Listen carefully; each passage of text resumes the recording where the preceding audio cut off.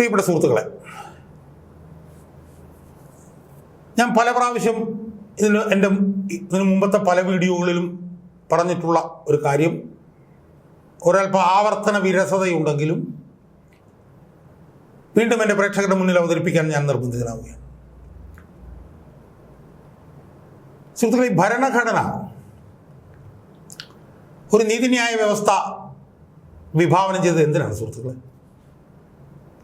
അത് വിഭാവനം ചെയ്തത് എക്സിക്യൂട്ടീവ് ശരിയായ രീതിയിലല്ലാതെ ജനങ്ങളോട് പെരുമാറുകയോ ഇടപെടുകയോ ചെയ്താൽ ജനങ്ങൾക്ക് അവരുടെ ഭരണഘടനാ അവകാശം സംരക്ഷിക്കുന്നതിന് വേണ്ടി അവർക്ക് ചെല്ലാൻ കഴിയുന്ന നിഷ്പക്ഷമായി പ്രവർത്തിക്കുന്ന ഒരാലയം എന്നുള്ള നിലയിലാണ് നിയമവ്യവസ്ഥ ഭരണഘടനയ്ക്കുള്ളിൽ നിന്നുകൊണ്ട് വിഭാവനം ചെയ്യപ്പെട്ടത്. ഭരണഘടനയിൽ ഒരുപാട് വകുപ്പുകളുണ്ട്. ഞാൻ വകുപ്പുകളൊന്നും ഓരോന്നോരോന്ന് എടുത്ത് ഞാൻ പറയുന്നത് 1980 മുതൽ 1950 സുപ്രീം കോടതി രൂപീകരിക്കപ്പെട്ടു. അവിടെ നിന്ന് താഴോട്ട് ആയിരക്കണക്കിന് കോടതികൾ, താഴെ മുൻസിഫ് കോടതി വരെ രൂപീകരിക്കപ്പെട്ടു. ആ നിയമവ്യവസ്ഥയ്ക്ക് ഒരുപാട് അവകാശാധികാരങ്ങൾ കൊടുത്തു. ആ അധികാരങ്ങളെല്ലാം ഭരണഘടനയുടെ 4 അതിരുകൾക്കുള്ളിലുള്ള അധികാരങ്ങളായിരുന്നു. ഭരണഘടനാ അവകാശങ്ങൾ സംരക്ഷിക്കാൻ വേണ്ടി സാധാരണ മനുഷ്യർക്ക് ചെല്ലാൻ കഴിയുന്ന, അവരുടെ പരിദേവനങ്ങളുമായി ചെല്ലാൻ കഴിയുന്ന ഒരു നിയമവ്യവസ്ഥയാണ് ഭരണഘടനയ്ക്ക് അകത്തു നിന്നുകൊണ്ട് ഭരണകർത്താക്കൾ വിഭാവനം ചെയ്തത്. അത് ഞാൻ നേരത്തെ സൂചിപ്പിച്ചതുപോലെ എക്സിക്യൂട്ടീവിൻ്റെയൊക്കെ തെറ്റായ നടപടികളൊക്കെ വരുമ്പോൾ തങ്ങളുടെ മൗലികാവകാശങ്ങൾ സംരക്ഷിക്കാൻ വേണ്ടിയൊക്കെ അവർക്ക് ചെല്ലാൻ കഴിയുന്ന ഒരാലയമായിട്ടാണ് കോടതികൾ. അതാണ് സെന്റിനൽ ഇൻ ദ ക്യൂബൈ. ജനങ്ങളുടെ മൗലികാവകാശത്തിൻ്റെ watchful guardian of the fundamental rights of the people, sentinel in the qui vive എന്ന് പറഞ്ഞ് വിഭാവനം ചെയ്തു. അതിൽ ആർട്ടിക്കിൾ 14 പറയുന്നുണ്ട്, നിയമത്തിന് മുന്നിൽ എല്ലാവരും തുല്യനാണ്. പണ്ഡിതനും പാമരനും എല്ലാവരും, സ്വാധീനമുള്ളവനും ഇല്ലാത്തവനും, വലിയ സ്വാധീനക്കാരനായ രാഷ്ട്രീയക്കാരനും താഴെ ഭിക്ഷയാചിച്ച് ഭിക്ഷാടനം നടത്തുന്ന ഒരാൾക്കും അവരെല്ലാവരും നിയമത്തിന് മുന്നിൽ ഒരുപോലെയാണെന്ന് പറയുന്നുണ്ട്. മൗലികാവകാശം സംരക്ഷിക്കുന്ന ഒട്ടേറെ വകുപ്പുകളുണ്ട്, അതെല്ലാം ഉണ്ട്. അതിൻ്റെ എല്ലാം ഭാഗമായിട്ടാണ് ഞാൻ നേരത്തെ സൂചിപ്പിച്ചതുപോലെ സുപ്രീം കോടതി മുതൽ മുൻസിഫ് കോടതി വരെയുള്ള 10,000-കണക്കിന് കോടതികളുടെ ഒരു ശൃംഖല. അപ്പോൾ അവർ ആ നിയമവ്യവസ്ഥയിൽ നിന്ന്, ആ ജസ്റ്റിസ് ഡെലിവറി സിസ്റ്റത്തിൽ നിന്ന് ജനങ്ങൾ പ്രതീക്ഷിക്കുന്നത് എന്താ സുഹൃത്തുക്കളെ? ജനങ്ങൾ പ്രതീക്ഷിക്കുന്നത് നിഷ്പക്ഷവും നീതിപൂർവവുമായിട്ടുള്ള തങ്ങളുടെ അവകാശങ്ങൾ നീതിന്യായ വ്യവസ്ഥയിൽ നിന്ന് സംരക്ഷിക്കപ്പെടുന്നല്ലേ സുഹൃത്തുക്കളെ? അതിൻ്റെ ഭാഗമായിട്ടാണ് ന്യായാധിപന്മാരെ ഒക്കെ വെച്ചിട്ടുള്ളത്. ന്യായാധിപന്മാരൊന്നും അപ്രമാദികളൊന്നുമല്ല, ഇൻഫാലിബിലിറ്റി ഒന്നും ന്യായാധിപന്മാർക്കില്ല. അതേത് ന്യായാധിപനായാലും ആ ന്യായാധിപനൊന്നും ഇൻഫാലിബിലിറ്റി ഇല്ല. ഒരാളൊരു ന്യായാധിപനായിട്ട് കറുത്ത കോട്ട അവിടെ കയറിയിരുന്നു കഴിഞ്ഞാൽ എന്തും വിളിച്ചു പറയാനൊന്നും അവർക്ക് അവകാശമില്ല. ഭരണഘടനയുടെ 4 അതിരുകൾക്കുള്ളിൽ നിന്നുകൊണ്ട്, ക്രിമിനൽ നിയമങ്ങളുടെയും സിവിൽ നിയമങ്ങളുടെയും ഒക്കെ 4 അതിരുകൾക്കുള്ളിൽ നിന്നുകൊണ്ട് മാത്രമേ ന്യായാധിപന്മാർക്ക് വിധി പുറപ്പെടുവിക്കാനുള്ള അവകാശം ഭരണഘടന നൽകിയിട്ടുള്ളൂ. അങ്ങനെയാണ് ജനങ്ങൾ അവർക്ക് പ്രശ്നങ്ങൾ ഉണ്ടാകുമ്പോൾ, അവർക്ക് പ്രതിസന്ധികൾ ഉണ്ടാകുമ്പോൾ അവർ കോടതികളിലേക്ക് ചെല്ലുന്നത്. പക്ഷെ ഇതൊക്കെ തിയറിയാണോ എന്നുള്ള സംശയമാണ് ഇപ്പോൾ ജനങ്ങളെ ബാധിച്ചിരിക്കുന്നത് എന്ന് പറയുന്നതിൽ എനിക്കാരും ഒരു മടിയില്ല. ഇതൊക്കെ ചുമ്മാ പുസ്തകത്തിൽ എഴുതി വെക്കാൻ വേണ്ടിയിട്ടാണോ എന്നുള്ളതാണ് എന്നെ സംബന്ധിച്ച് എനിക്കുള്ള സംശയം.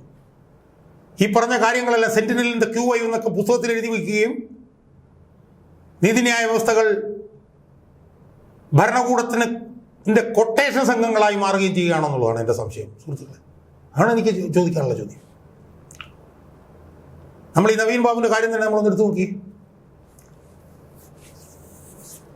ഏറ്റവും സൽഗുണ സമ്പന്നനായിട്ടുള്ള ഒരു ഉദ്യോഗസ്ഥൻ, ഒരു കമ്മ്യൂണിസ്റ്റുകാരൻ, അയാൾ തൂങ്ങി മരിച്ചു എന്നാണ് പറയുന്നത്. ആർക്കറിയാം തൂങ്ങി മരിച്ചതാണ്?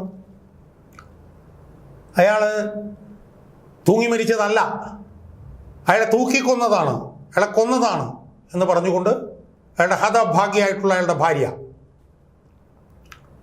അവർ കോടതിയിലേക്ക് ചെല്ലുകയാണ്, ഹൈക്കോടതിയിലേക്ക് ചെല്ലുകയാണ്. ഹൈക്കോടതിയിലേക്ക് ചെല്ലുമ്പോൾ കാര്യകാരണ സഹിതമാണ് അവർ ചെല്ലുന്നത്. അവർ ചുമ്മാ അങ്ങ് ചെല്ലുകയല്ല. എത്രയോ തെളിവുകൾ, അർത്ഥശങ്കയ്ക്കിടയില്ലാത്ത വിധമുള്ള ഏതാണ്ട് 1 ഡസനിലധികം തെളിവുകളും മറ്റായിട്ടാണ് അവർ ഒരു സിംഗിൾ ബെഞ്ചിൻ്റെ മുന്നിലേക്ക് ചെന്നത്. സിംഗിൾ ബെഞ്ചിൻ്റെ ന്യായാധിപൻ എന്ത് ചെയ്തു? ഇതൊന്നും പരിശോധിക്കാതെ, ഒരു ചുക്കും ചുണ്ണാമ്പും നോക്കാതെ അവർ പറഞ്ഞ കുറേ കാര്യങ്ങൾ എടുത്തു വെച്ചു, മഞ്ജുഷ പറഞ്ഞ കുറേ കാര്യങ്ങൾ എടുത്തു വെച്ചു. എന്നിട്ട് അതിനെ ജക്സ്റ്റപ്പോസ് ചെയ്തുകൊണ്ട് സർക്കാരിൻ്റെ പോലീസ് പറഞ്ഞ കുറേ കാര്യങ്ങൾ എടുത്തു വെച്ചിട്ട് പോലീസിനെ മുക്തകണ്ഠം പ്രശംസിച്ചുകൊണ്ട് അയാൾ CBI അന്വേഷണം എന്ന് പറയുന്ന മഞ്ജുഷ എന്ന് പറഞ്ഞ ഈ ഹതഭാഗ്യമായിട്ടുള്ള സ്ത്രീയുടെ CBI അന്വേഷണം എന്ന് പറഞ്ഞ ആവശ്യം നിഷ്കരണം തള്ളുകയാണ്. തള്ളാം, പക്ഷേ തള്ളുന്നതിന് മുമ്പ് ആ പരാതിക്കാരി കൊടുത്തിട്ടുള്ള കാര്യങ്ങൾ കാര്യകാരണസഹിതം പരിശോധിക്കണ്ടേ സുഹൃത്തുക്കളെ? അത് ശരിയോ തെറ്റോ എന്ന് പരിശോധിക്കാനുള്ള അവകാശം ഈ സിംഗിൾ ബെഞ്ച് ജഡ്ജിക്കില്ലേ? അയാൾ ഉത്തരവാദിത്വം നിർവഹിച്ചോ? അയാൾ മഞ്ജുഷ പറഞ്ഞ കാര്യങ്ങൾ എടുത്ത് പരിശോധിച്ചു? ഒന്നും പരിശോധിച്ചില്ല. അയാൾ മഞ്ജുഷ പറഞ്ഞ കാര്യത്തിൽ ഏതൊരു 4-5 കാര്യങ്ങൾ എടുത്തു വെച്ചിട്ട് അത് ന്യായാധിപൻ എന്ത് ചെയ്തു? സർക്കാർ കൊടുത്ത എതിർ സത്യവാങ്മൂലമുണ്ട്, അതിലെ കാര്യങ്ങളെല്ലാം കൂടെ എടുത്തങ്ങോട്ട് നിരത്തിയിട്ട് പറഞ്ഞു ഗംഭീരമായിട്ടുണ്ട്, പോലീസിൻ്റെ അന്വേഷണം ഗംഭീരമായിട്ടുണ്ട് എന്ന് പറഞ്ഞ് ആവശ്യം എടുത്തങ്ങ് തള്ളുകയാണ്. ആവശ്യം തള്ളിയതിനെ തുടർന്ന് ഈ ഹതഭാഗ്യമായിട്ടുള്ള സ്ത്രീ ഡിവിഷൻ ബെഞ്ചിൻ്റെ മുന്നിൽ പോവുകയാണ്.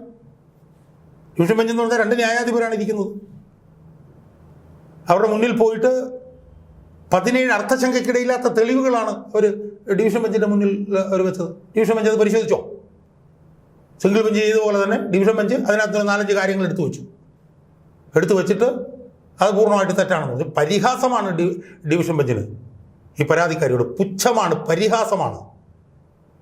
ഒരു 3-4 കാര്യങ്ങൾ എടുത്തു വെച്ചിട്ട് പറഞ്ഞു അതിനകത്തൊന്നും ഒരു കഴമ്പില്ല, നിങ്ങളേതാണ്ട് സ്വപ്ന ലോകത്തിലാണ് ജീവിച്ചിരിക്കുന്നത് എന്നുള്ള നിലയിലാണ്. അത് ഇമാജിനറി ആവരുത്, കാര്യം മാത്രം ഈ പറഞ്ഞ പോലെ അതിന് തെളിവുകൾ വേണം. അവിടെ തെളിവുകൾ 17 തെളിവുകൾ കൊടുത്തു ഡിവിഷൻ ബെഞ്ചിൻ്റെ മുന്നിൽ. അതിലേത് തെളിവാണ് ഡിവിഷൻ ബെഞ്ച് പരിശോധിച്ചത്? എത്രയോ തെളിവുകൾ കൊടുത്തു. ഫോൺ രേഖകൾ പരിശോധിച്ചിട്ടില്ല. പ്രശാന്തൻ എന്ന് പറഞ്ഞൊരുത്തരുണ്ട്, അവരെ പരിശോധിച്ചിട്ടില്ല. ഇൻക്വസ്റ്റും പോസ്റ്റ്മോർട്ടം തമ്മിലുള്ള ഡിസ്ക്രിപ്പൻസി പരിശോധിച്ചിട്ടില്ല. പോസ്റ്റ്മോർട്ടത്തിലുള്ള പ്രശ്നങ്ങൾ പരിശോധിച്ചിട്ടില്ല. ദിവ്യ എന്ന് പറഞ്ഞ സ്ത്രീയുടെ രാഷ്ട്രീയ ബന്ധം പരിശോധിച്ചിട്ടില്ല. ഇതൊന്നും പരിശോധിക്കാൻ ഈ ഡിവിഷൻ ബെഞ്ചിന് നേരെയില്ല സുഹൃത്തുക്കളെ. ഡിവിഷൻ ബെഞ്ച് എടുത്ത് ചവിട്ടോട്ട് കളയുകയാണ്. അപ്പോൾ എവിടെയാണ് ആലയം? എവിടെ പോകണം ഇനി സാധാരണ മനുഷ്യർ? നീതിക്കായി സാധാരണ മനുഷ്യർ എവിടെ പോകണം? ഈ കോടതികൾ ഈ പറഞ്ഞതുപോലെ ഭരണകൂടത്തിൻ്റെ കൊട്ടേഷൻ ഏറ്റെടുക്കാൻ തുടങ്ങിയാൽ, നീതിന്യായ വ്യവസ്ഥ ഭരണകൂടത്തിൻ്റെ കൊട്ടേഷൻ ഏറ്റെടുക്കാൻ തുടങ്ങിയാൽ പിന്നെ സാധാരണ മനുഷ്യൻ എവിടെ പോകും എന്നുള്ളതാണ് ചോദ്യം. പക്ഷെ ഇതൊക്കെയാണെങ്കിലും എനിക്ക് മഞ്ജുഷയോട് പറയാനുള്ളത്, മഞ്ജുഷ തളരരുത് എന്നാണ്. കാരണം മഞ്ജുഷയുടെ മുന്നിൽ ഇന്ത്യയിലെ ഈ പറഞ്ഞ പോലെ അപ്പലേറ്റ് ഏറ്റവും പരമോന്നത നീതിപീഠം ഇനിയും നമ്മുടെ മുന്നിൽ ബാക്കിയുണ്ട്. ആ നീതിപീഠത്തിനകത്തൊക്കെ ചില പ്രശ്നങ്ങളൊക്കെ ഉണ്ട്. പക്ഷേ നീതിപീഠത്തിനകത്ത് മൈനസ് ഉള്ളപ്പോൾ പ്ലസുമുണ്ട് എന്നുള്ളത് നമ്മൾ മറക്കരുത്. അതുകൊണ്ട് മഞ്ജുഷ ഒരിക്കലും തളരരുത്. സുപ്രീം കോടതിയിൽ നിന്ന് നീതിക്ക് വേണ്ടിയുള്ള പോരാട്ടം ശക്തിപ്പെടുത്തണം എന്നാണ് എനിക്ക് മഞ്ജുഷയോട് പറയാനുള്ളത്. ഇന്ത്യയിൽ ലഭ്യമായിട്ടുള്ള ഏറ്റവും പ്രധാനപ്പെട്ട ഒരു ലീഗൽ ബ്രെയിനിനെ തന്നെ ഒരു അഭിഭാഷകനായി കണ്ടുപിടിച്ച്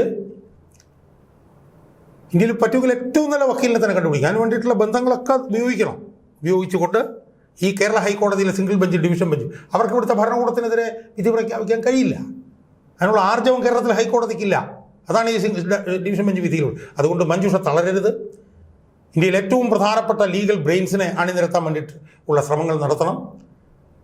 മഞ്ജുഷയ്ക്ക് സുപ്രീം കോടതിയിൽ നിന്ന് നീതി കിട്ടുമെന്ന് തന്നെയാണ് എൻ്റെ വിശ്വാസം. തൻ്റെ ഭർത്താവിനെ കൊന്നവർക്കെതിരെ മഞ്ജുഷ നടത്തുന്ന സമരം, ആ സമരത്തിന് ഉണ്ടാകാൻ പോകുന്ന റിസൾട്ട് സുപ്രീം കോടതിയിൽ നിന്നായിരിക്കും എന്നുള്ള കാര്യത്തിൽ എനിക്ക് യാതൊരു സംശയവുമില്ല എന്നാണ് എനിക്ക് മഞ്ജുഷയോട് പറയാനുള്ളത്. അതിനുവേണ്ടി വളരെ ഹോപ്പ്ഫുള്ളായി നമുക്ക് വളരെ പ്രത്യാശയോടുകൂടി സുപ്രീം കോടതിയിൽ നിന്ന് നീതി ലഭിക്കും, അതിനുവേണ്ടി നമുക്ക് കാത്തിരിക്കാമെന്നാണ് എനിക്ക് സൂചിപ്പിക്കാനുള്ളത്. അതുകൊണ്ട് അവസാനമായി എൻ്റെ ഹൃദയത്തിൻ്റെ അടിത്തട്ടിൽ നിന്ന് എനിക്ക് മഞ്ജുഷയോട് പറയാനുള്ളത്, മഞ്ജുഷ തളരരുത് എന്നുള്ളതാണ്. മഞ്ജുഷ ഈ സമരത്തിൻ്റെ അവസാനം കാണുന്നത് വരെ തൻ്റെ ഭർത്താവിനെ കൊന്ന ഘാതകരാരാണെന്ന് കണ്ടുപിടിക്കുന്നത് വരെ നെഞ്ചുവിരിച്ച് നിന്ന് പോരാടാൻ മഞ്ജുഷ തയ്യാറാവണം എന്നാണ് എനിക്ക് സൂചിപ്പിക്കാനുള്ളത്. കേരളത്തിലെ പൊതുമണ്ഡലം മഞ്ജുഷയ്ക്ക് പിന്തുണ നൽകിക്കൊണ്ട് മഞ്ജുഷയുടെ കൂടെ ഉണ്ടായിരിക്കും എന്നുള്ള കാര്യത്തിൽ എനിക്ക് യാതൊരു തർക്കവുമില്ല.